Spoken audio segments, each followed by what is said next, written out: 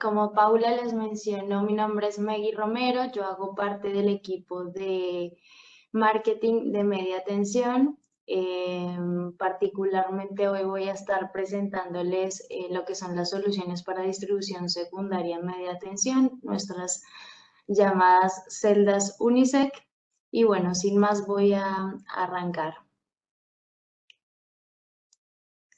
Bien, voy a poner esto por acá. Ok, un poco la agenda que vamos a desarrollar en la jornada de hoy es la siguiente. Por un lado, vamos a ver lo que sería el panorama del portafolio. Vamos a ver cuáles son esos desarrollos que ABB ha sacado al mercado y con lo cual creemos que nuestra oferta es una oferta líder en el mercado. Y por último, vamos a ver algunas tendencias y ventajas que tenemos dentro de la oferta, particularmente de Unisec. Bien. Bueno, a manera de introducción siempre me gusta presentar este slide que a lo mejor algunos de ustedes ya lo hayan visto, pero no quiero dejar de presentar lo que es este panorama de una red eléctrica, ¿sí? Como nosotros bien sabemos, pues todas las redes están compuestas por distintos sectores y esos sectores se clasifican en función de los niveles de tensión, ¿no? De los niveles de tensión, claramente de las corrientes nominales, naturalmente de las corrientes de régimen transitorio y obviamente de su aplicación, ¿no? Esta clasificación, pues, está claro que nos da pie a definir los distintos sectores que son propios de una red eléctrica, ¿no? Y entonces ahí es cuando encontraremos el sector de la generación, el sector de la transmisión y el de la distribución. Entonces, para cada uno de estos tres sectores, pues ABB dispone de varias ofertas en función del medio de aislación. Sin embargo, hoy entraremos a conversar acerca de las celdas secundarias Unisec, ¿no?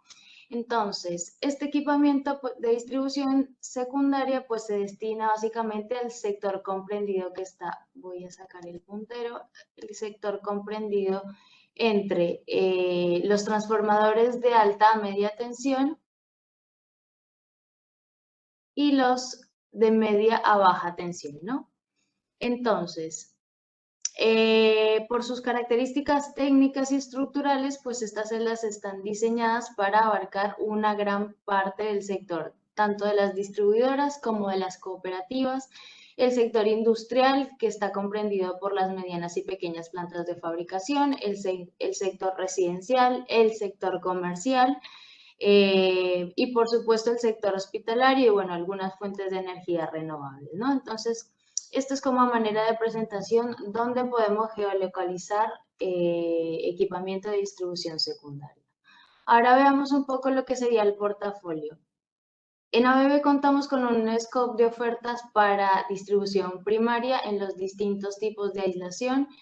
En aire tenemos las Unigear ZS1, ZS2, entre otras. En gas encontraremos entonces lo que es las ZX1, ZX2, ZX3. Aquí encontraremos de simple y doble barra. Y para distribución secundaria entonces encontraremos las tipo ICE o lo que obviamente es lo mismo llamar las celdas aisladas en aire, las Unisec, y las tipo GIS o celdas aisladas en SF6, en donde encontraremos celdas Safe Ring para conjuntos RMU y Safe Plus. Todos estos conjuntos o tableros, pues por supuesto que están ensayados y protocolizados bajo la norma IS 62271-200, ¿no? Este slide siempre resulta útil para identificar esos parámetros que definen que un tablero lo podamos utilizar en distribución primaria o en distribución secundaria, ¿no? Y el primero de ellos es el de la corriente nominal. El valor máximo encontraremos que en celdas secundarias es de 1250 amperes para la oferta de ABB, que no es lo mismo para la oferta del resto de los fabricantes, que llegan hasta 630 amperes, mientras que los tableros de distribución secundaria en general llegan hasta los 4000 amperes, ¿no? En segundo lugar, tenemos otra característica que es el nivel de cortocircuito, en donde mientras los tableros de distribución secundaria llegan a los 25 kA, los de distribución primaria llegan hasta los 63 kiloamperes inclusive, ¿no? Y por otra parte, pues existen otra serie de características que si bien no definen la clasificación, son importantes para determinar de qué tipo de tableros estamos hablando. Y en principio, entonces encontramos esta característica que ya la mencionamos antes, que cerca de los trafos de alta a media tensión encontraremos celdas primarias, mientras que cerca de los trafos de media a baja tensión encontraremos celdas secundarias. Mientras que el equipamiento básico en primarias es un interruptor de ejecución extraíble. El equipamiento característico de una celda secundaria es una celda con seccionador o la combinación de seccionador fusibles o inclusive algunas veces celdas con interruptor, ¿no? Interruptor que puede ser fijo o también puede ser extraíble y más adelante vamos a verlo.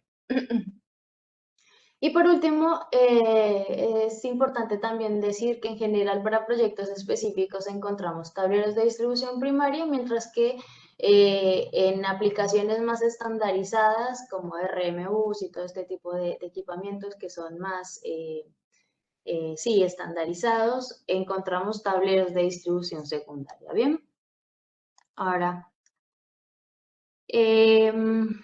bueno. Este slide es básicamente para mostrarles que si nos orientamos por el lado de las empresas de energía y empezamos a subir en el nivel de potencia que manejan los diferentes clientes o los diferentes prestadores de energía, encontraremos que para una potencia que es inferior a los 2 megavoltampere, solemos encontrar los kioscos y los edificios que tienen un consumo en general menor a los 630 amperes, ¿sí? En este punto y en el siguiente punto, que es el de las subestaciones de interconexión, que están por debajo de los 10 megavoltampere, su consumo, ¿no? Encontraremos entonces también celdas de distribución secundaria. ¿Por qué? Porque justamente la corriente en barras, la corriente nominal, está entre los 630 amperes y los 1250, ¿no? Aquí podamos encontrar subestaciones de maniobra, centros de distribución y todo este tipo de prestadores de energía, perdón. Ahora, si seguimos avanzando por este nivel, encontraremos entonces las subestaciones de distribución primaria o subestaciones de cabecera, donde el consumo en general supera los 20 megavoltampere y la corriente está alrededor de los 2500 amperes, ¿no? Está claro que puede ser un poco más, un poco menos, pero importante aquí el tema del consumo, ¿no? En este punto de la red solemos ubicar celdas de distribución primaria. Ahora, si aplicamos lo mismo y comenzamos a subir en el nivel de potencia por el lado de las industrias mineras, oil and gas, encontraremos que hay un punto crítico en los grandes usuarios donde se comparten celdas secundarias y celdas primarias, ¿no? En este punto de la red nosotros solemos implementar sistemas con interruptor extraíble, ¿no? Y esto es por el nivel de continuidad o la criticidad de los sistemas, el nivel de continuidad de servicio que exigen clientes como hospitales, aeropuertos y data centers, ¿no? Y hacemos el mismo ejercicio, subimos en el nivel de potencia donde las industrias electrointensivas como son las petroquímicas, acerías, cementeras y todo este tipo de clientes tienen un consumo en general mayor a los 20 megavoltampere y en este punto entonces encontraremos celdas de distribución primaria. Bien, ahora si pasamos y vemos un poquito de la norma, no me voy a extender demasiado acá, encontramos que la norma en su apartado 62.271, me faltó decir, IS 62.271, reúne todo lo que son las normas referidas a los aparatos de media tensión, es decir, aparatos entre 1 y 52 kilovolt, pero entonces de acuerdo al tipo de equipamiento, entonces empiezan a estar desglosadas en distintos apartados, ¿no? Entonces, por ejemplo, en el apartado 100 encontramos que se refiere a interruptores, en el apartado 105 de la norma habla de los seccionadores, en el apartado 202 habla de centros compactos y en el apartado 200 encontramos que es donde se estandarizan los tableros de media tensión en términos de las condiciones de servicio, de las definiciones, del diseño y de todos estos aspectos que hacen a la construcción de los tableros, ¿no? Entonces, esos aspectos más importantes que abarca esta norma, entonces están resumidos en este slide. Y básicamente son los siguientes. El tipo de compartimiento, ¿sí? Entonces, aquí están definidas los cubículos por la accesibilidad que tiene cada cubicle de la celda, y esto es en función del tipo de maniobras. Entonces, aquí encontraremos 4 tipos, ¿no? El accesible por enclavamiento. Un ejemplo clásico es el bloqueo de la puerta del cubicle de cables si el seccionador de puesta a tierra pues no se encuentra en posición cerrada, ¿no? El siguiente es el accesible a través del procedimiento, que es el ejemplo más conocido, donde el ejemplo más conocido que podemos encontrar es el del bloqueo a través de candados, ¿no? Después encontraremos el accesible con herramienta, como lo es el cubicle de barras, al cual necesariamente yo debo contar con una llave Allen para acceder a este compartimento, ¿no? Y por último, entonces encontramos el cubicle que no sería accesible, como lo pueden tener las celdas aisladas en gas, ¿no? En donde si yo abro este compartimento, el tanque pierde la presión y me queda directamente inservible, ¿bien? Por otra parte, el criterio de la pérdida de continuidad de servicio, o LSC, me indica qué porción del tablero debe quedar fuera de servicio en caso de que yo necesite acceder al compartimento principal de cualquiera de las unidades funcionales, ¿no? Y aquí no voy a entrar en el detalle de cada uno, pero quiero resaltar que nuestro equipamiento ABB pues solo está clasificado en las 2 más altas categorías, en la categoría LSC2A y LSC2B, ¿sí? Y ahí más adelante vamos a ver a dedicar a hablar en 2 slides posteriores de qué se trata cada uno de estos, ¿no?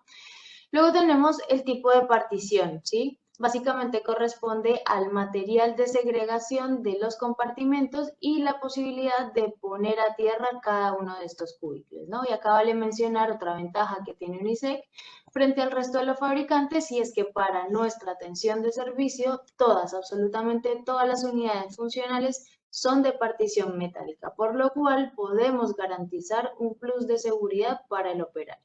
Bien. En cuarto lugar, encontramos los ensayos de tipo, que son a los que se debe someter el equipamiento. Aquí encontramos los ensayos dieléctricos, los de corrientes de breve duración, sobre elevación de temperatura, capacidad de arco interno, capacidad de cierre y ruptura, operaciones mecánicas y el grado de protección, ¿no?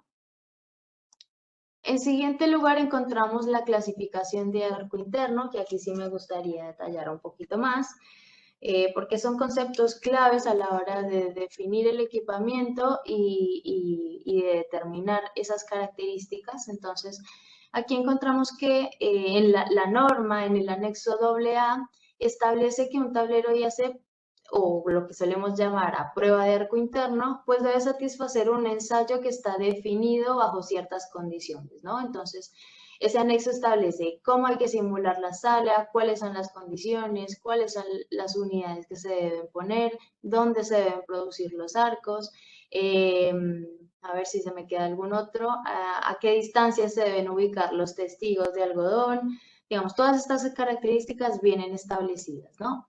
También establece qué tipo de accesibilidad se está ensayando. Es decir, si yo estoy ensayando un tablero tipo A, pues quiere decir que es un tablero al cual solamente va a acceder personal especializado. Si es un tablero tipo B, pues será un tablero que es accesible al público en general. Y por último, si estoy ensayando un tablero con accesibilidad tipo C, pues es un equipo que está montado en altura, ¿sí? Y por tanto, pues no sería accesible al público en general. Bien. La norma también establece con que hay que informar cuáles son los lados ensayados, los laterales, frente y parte posterior de la celda, así como el valor de la corriente de arco y la duración de la falla, ¿no? Entonces, todos esos datos, datos, obligatoriamente deben figurar en la chapa característica del tablero, y obviamente que el resultado de estos ensayos pues se vuelca en un reporte de ensayos tipo, que es el que vemos aquí en la última parte, ¿no? Y en este reporte pues está claro que deben figurar datos del fabricante, descripciones, ensayos a realizar, bajo qué norma se hizo, cuáles fueron los procedimientos, cuáles fueron los planos ensayados, de las celdas ensayadas, cuáles fueron los resultados y toda otra serie de aspectos importantes, ¿no? Bueno, previamente habíamos mencionado que UNICEF pues tiene las dos más altas clasificaciones en cuanto a la pérdida de servicio. La primera es la LSC2A, que son celdas que están equipadas con aparatos fijos y removibles, y estas celdas pues básicamente se caracterizan por tener dos compartimentos, el de barras y el aparato principal, ¿no? La característica clave aquí es que nosotros podemos acceder al cubicle de cables sin necesidad de sacar de servicio las barras principales y las unidades periféricas. Sin embargo, para acceder al cubicle yo sí necesito poner a tierra el compartimento de entrada de cables de esa unidad en función, ¿no? Esto es obviamente para acceder. Ahí vamos a ver un ejemplo de esto. Importante destacar entonces aquí que todas las celdas LSC2A son de partición metálica por estar equipadas con el seccionador bajo carga GSEC, que vamos a ver las características de este seccionador. Y bueno, estas celdas pueden estar equipadas con interruptores en vacío o NSF6, ya sean fijos o removibles como les comenté anteriormente. Bien. Ahora, la segunda clasificación es la tipo LSC2B, que son unidades funcionales que están equipadas con aparatos extraíbles, ¿sí? Sea interruptor en vacío, NSF6 o contactores. Ahora, en este caso tienen tres compartimentos, como lo ven ahí en el dibujo, el de barras, el del aparato principal y el de cables. Ahora, en este caso, la característica clave es que podemos acceder al cubicle principal sin necesidad de poner a tierra el compartimento de cables para acceder a este, ¿no? Al compartimento principal o del interruptor. Y esta es entonces la diferencia principal frente a una celda tipo LSC2A. En líneas generales, una mayor continuidad de servicio. Ahora, estas celdas tienen partición metálica, las de aplicación en 12 y 17,5 kV y partición aislante para aplicaciones de 24 kV, ¿sí? Aquí quiero que veamos este ejemplo.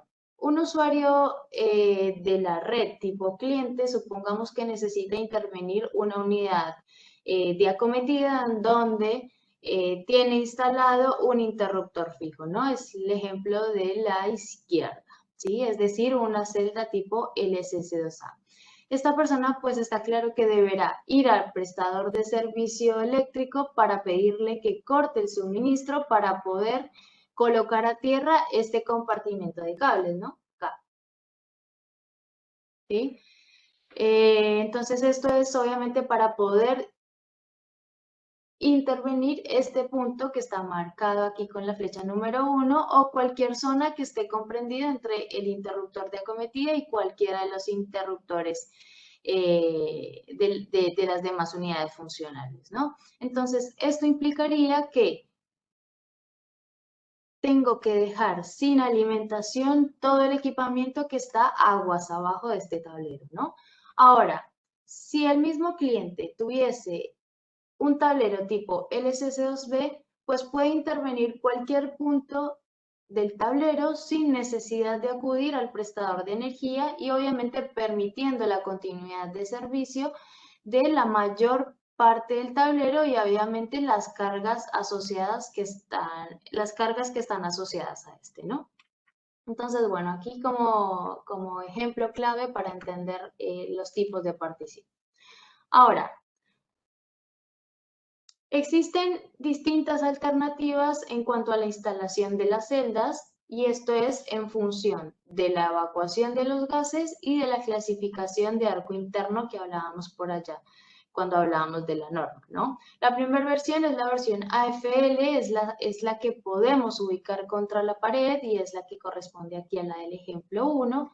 Está ensayada en el frente y laterales de la celda, ¿no? Esta versión llega hasta los 12,5 kA un segundo, y acá la forma de confinar los gases es colocando unos cierres laterales y horizontales para conformar un volumen en conjunto con la pared o con la parte posterior a donde van a ir los gases en algún evento que tenga la celda, ¿sí? En algún tipo de falla.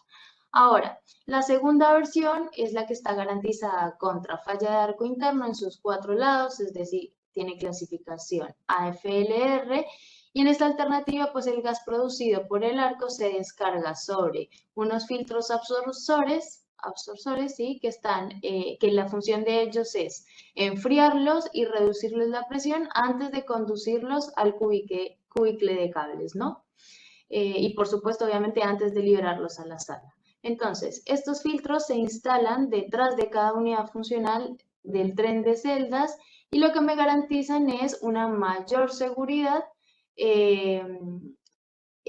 al instalarlas en el medio de una sala eléctrica si fuera necesario, ¿no? En la mitad de la sala eléctrica. Ahora, la tercera versión pues también está ensayada sobre las 4 caras y tiene el mismo sistema anterior, pero se suministra con un conducto superior que se ve en la imagen de por lo menos 1 metro entre el tablero y la pared, y esto es para evacuar los gases por este conducto hacia el exterior de la sala. Esta versión llega hasta los 25 kA un segundo.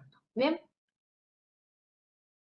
Ahora, hasta aquí hemos hablado de las características de las celdas, pero que van muy de la mano de la norma. Sin embargo, aquí entramos a mencionar esas características particulares del diseño de UNISEC, ¿sí? UNISEC tiene un diseño modular con posibilidad de extender el tren de celdas hacia ambos lados sin ninguna limitación estructural, ojo, estructural. Después decimos que es totalmente accesible desde el frente, ¿sí? Por otro lado, acá la barra, ¿sí? Esta barra de tierra está ubicada en la parte inferior frontal de las celdas, por lo cual tengo fácil acceso a esta, ¿sí? La acometida se puede hacer tanto por la parte superior como por la parte inferior, ¿sí? Lo que me permite tener gran versatilidad en cuanto a la composición de las celdas. Solo tiene 4 puntos de fijación al piso por unidad funcional, que es lo que se ve en esta imagen, ¿sí?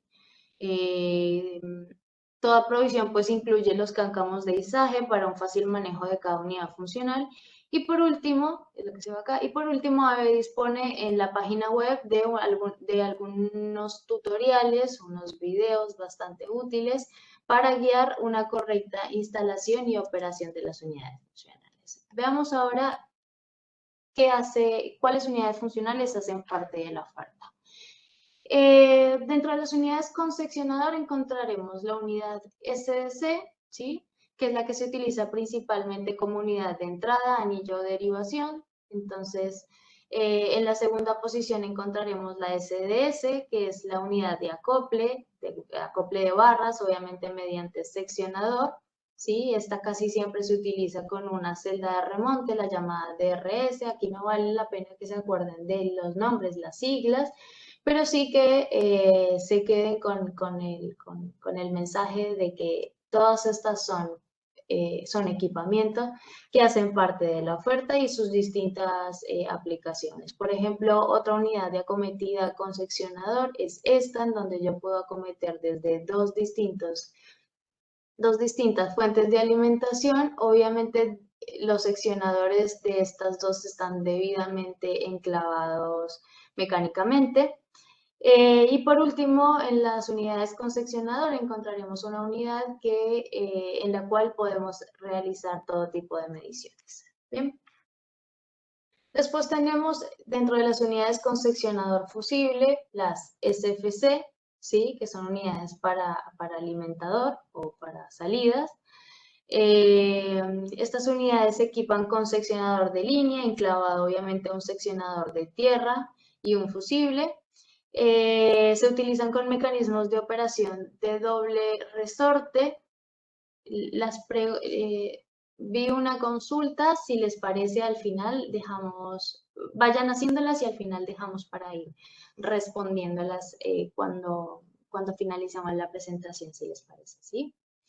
Bien, la unidad SFS es la unidad que básicamente hace acople entre barras, pero está protegida mediante un fusible, ¿sí?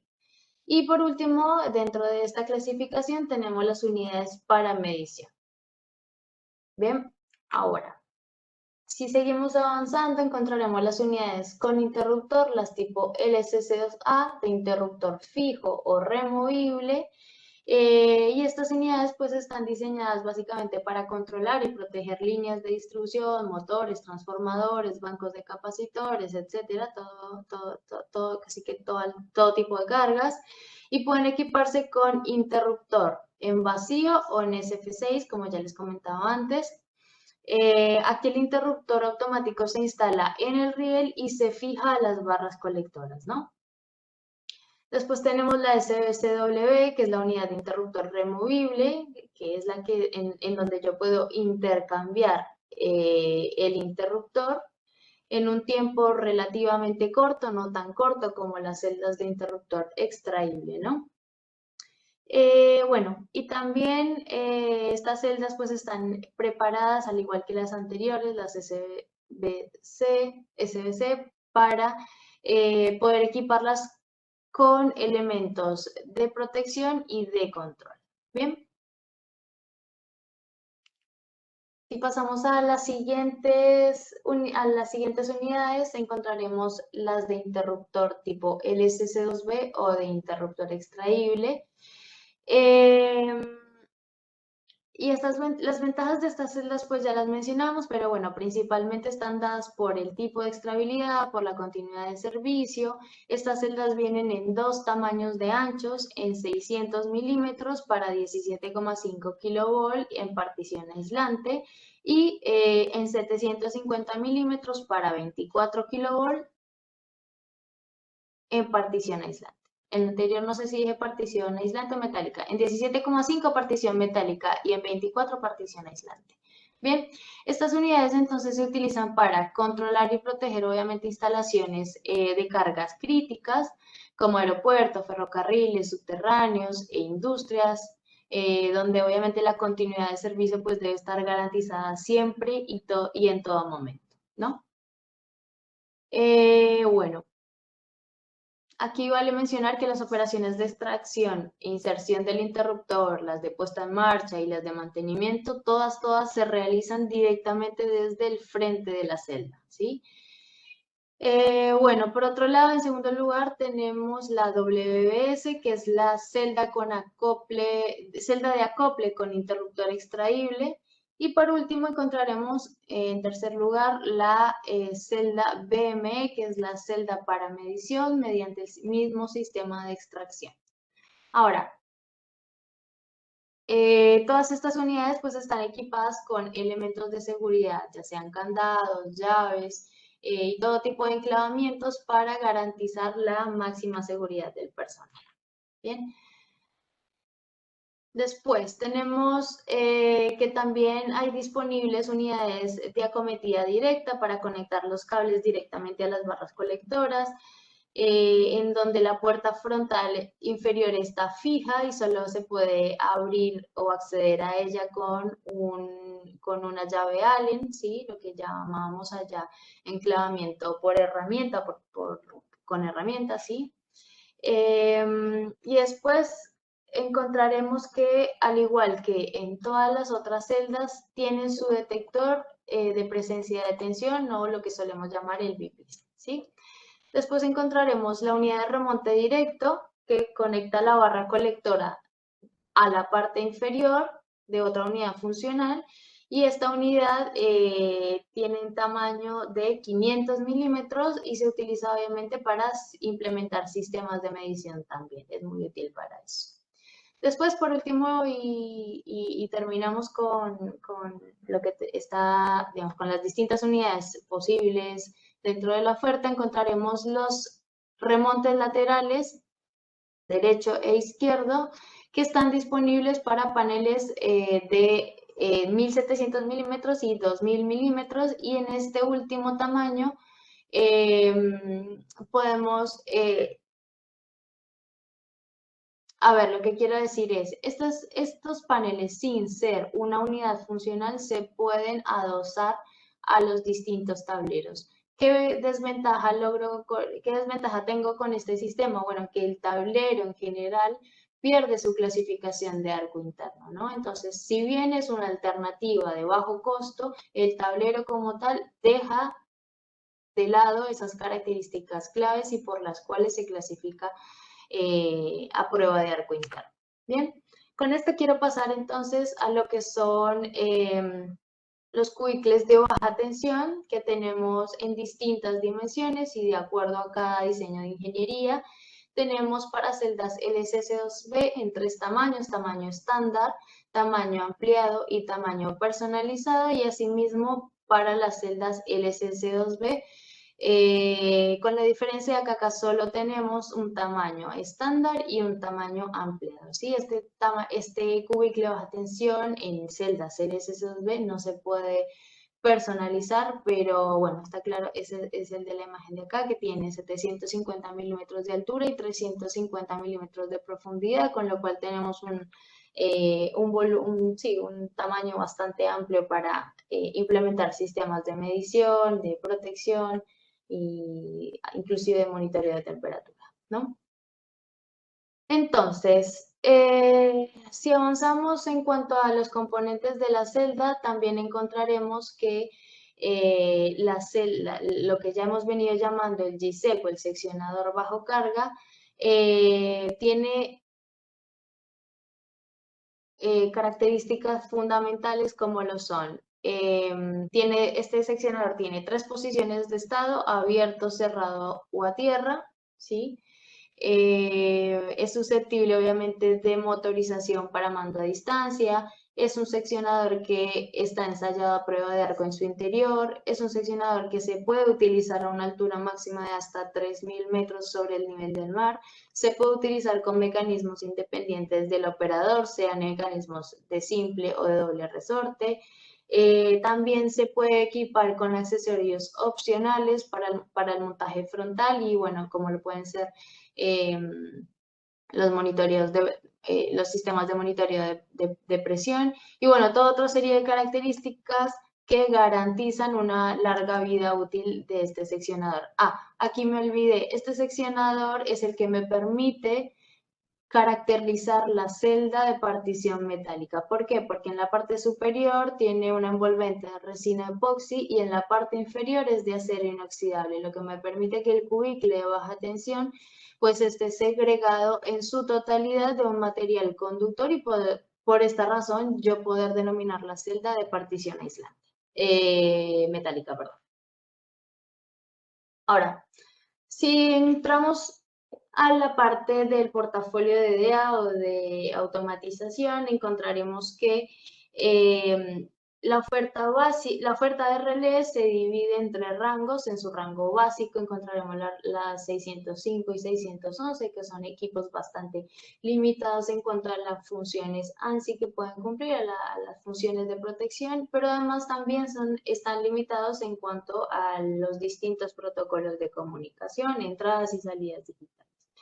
Si la necesidad es un poco más ambiciosa y necesitamos pasar a un rango medio, encontraremos la REF 615, en donde este equipo prácticamente para bebé es el caballito de batalla, siempre lo digo, es un relé bastante útil, multifuncional, porque podemos tener sistemas para aplicaciones de alimentador, de motor, de generador, de transformador de 2 devanados.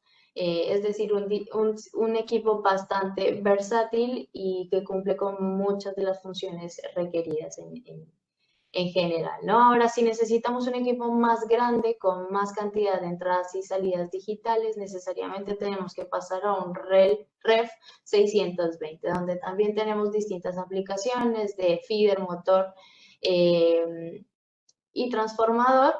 Y entonces aquí, bueno, en conjunto con los equipos del rango alto conforman una oferta bastante amplia para el mercado. Dentro del rango alto no quiero dejar sin mencionar el REC 640, que es un módulo en el cual sobre un mismo chasis yo puedo hacer la instalación de un firmware que me permite tener sobre el mismo chasis un equipo para proteger también alimentadores, motores, transformadores, dedos de devanados. Pero aquí la característica particular es que este HMI lo puedo ubicar lejos en otro panel, ¿sí? Es decir, yo no voy a tener la necesidad de operar la celda a pie de equipo, ¿bien? Después tenemos dentro de la oferta de Grid Automation o de automatización de redes, el RER y el REC 615 y 620, que son los dispositivos clave para proteger sistemas de reconectadores, seccionadores y todo este tipo de elementos de la familia de outdoor. Ahora, dentro de la familia o los productos de estación encontraremos el SC600, que es un dispositivo o una unidad maestra que se encarga de proteger un tablero o distintas unidades funcionales mediante un sistema maestro esclavo, ¿sí? Voy a poder instalar o colocar en cada una de estas unidades funcionales o en cada una de las celdas distintos SMU o REF 615, bueno, cualquier dispositivo que me envíe la señal al SC600 y sea esta la unidad maestra o la unidad centralizada que genere las distintas órdenes de apertura, ¿sí? Dentro de esta familia también encontramos el ZE600, que es un escala de estación de la marca Copadata. Encontraremos un Rio 600, que es un módulo expansor de entradas y salidas digitales, así como me permite ampliar la cantidad de entradas de RTD, ¿sí? Este módulo permite ampliar o expandir estas entradas a los distintos sistemas de protección, como lo puede ser una Reflex 15, 620, y esta comunicación se realiza a través de mensajería GUS en 61850, ¿no? Después encontraremos los ARTIC, que son módulos de supervisión remota, ¿sí? En los cuales podemos ubicarlos a una larga distancia de la subestación y serían ellos quienes me indiquen el estado de mis unidades funcionales. Y bueno, por último, encontraremos toda otra serie de soluciones que hacen parte del portafolio de DEA, pero no me quiero extender demasiado.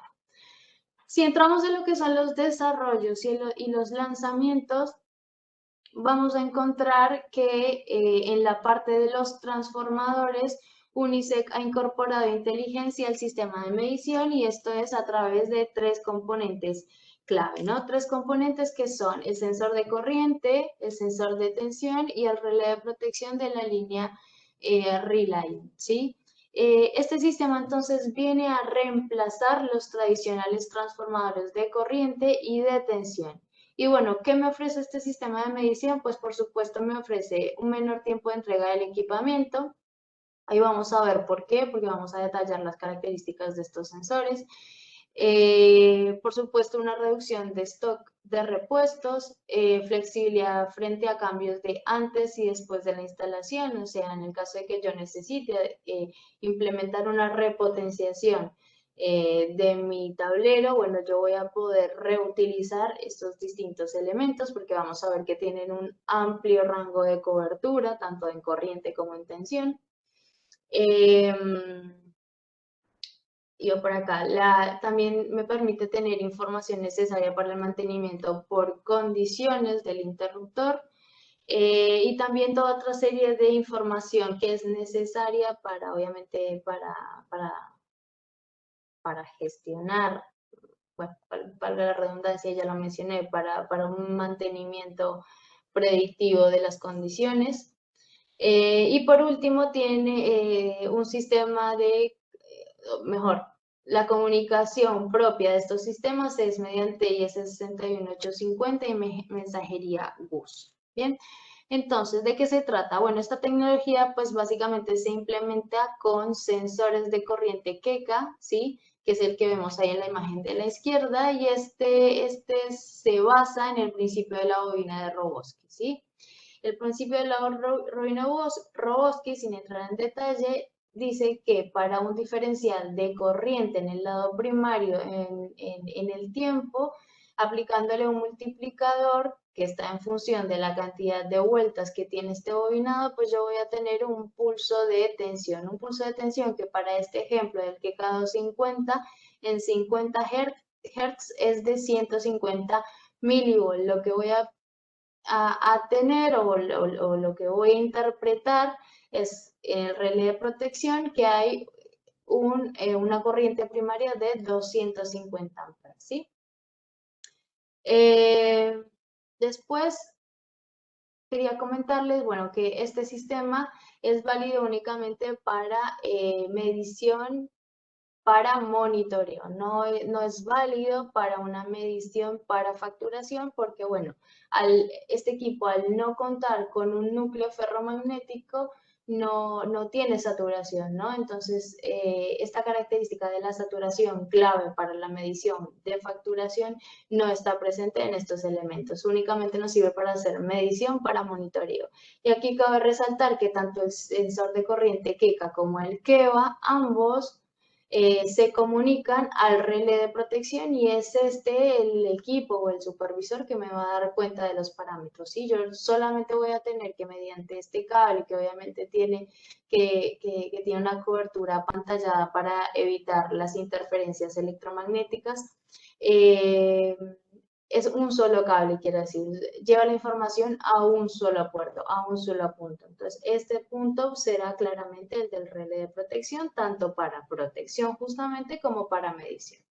Bien, ahora, el sensor de corriente KEVA, el de este ejemplo, es el KEVA 24B20, y el principio de operación es el principio de un divisor resistivo donde me identifica una corriente primaria a través de una secundaria, es el principio básico de un transformador, pero en este caso este sensor tiene la oportunidad o la posibilidad de cubrir tensiones de hasta los 22 kilovolts solamente con un elemento, mientras que al tener distinto el transformador de tensión, bueno, justamente voy a tener que adecuarlo a las características limitadas de esa unidad funcional. Bien. Bueno, aquí pasamos al tema de protección para el operador. Si bien todas las versiones de UNISEC pues cuentan con clasificación a prueba de arco interno, esto es de acuerdo a la norma, o sea que tiene una seguridad pasiva que garantiza que ante un evento pues la envolvente del tablero no tendrá daños, ni habrá liberación de gases hacia el medio exterior. Pues ABB también ha diseñado mecanismos de seguridad activa como los vemos acá, el REA, el TVOC2 o el sistema de sensores de luz en los relés de protección Reliant, que lo que me permiten hacer es lo siguiente y está ejemplificado en esta gráfica. Básicamente limitan los tiempos de los eventos y en función de ello la propagación de energía que hay hacia el medio exterior, ¿no? Y obviamente los daños producidos. Bueno, decíamos entonces que UNISEC ofrece la máxima seguridad porque cuenta de manera estándar con un divisor capacitivo que obviamente permite hacer la verificación de presencia de tensión, que cuenta con un seccionador de puesta a tierra con capacidad de cierre, que cuenta con todos los enclavamientos mecánicos que vienen de forma estándar, de fábrica. Esto es hoy, lógicamente, para evitar maniobras erróneas. Y por último, que cuenta con dispositivos de colocación de candados, bloqueos electromagnéticos.